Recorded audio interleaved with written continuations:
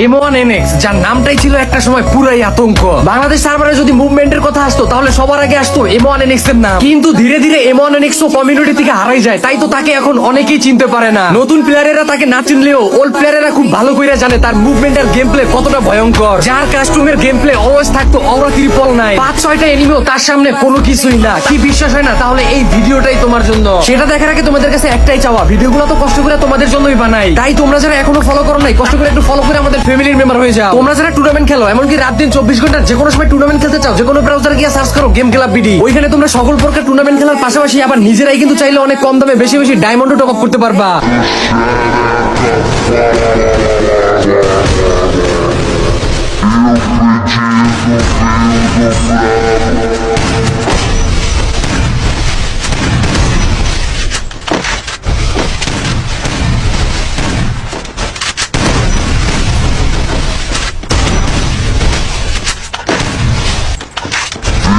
Italia.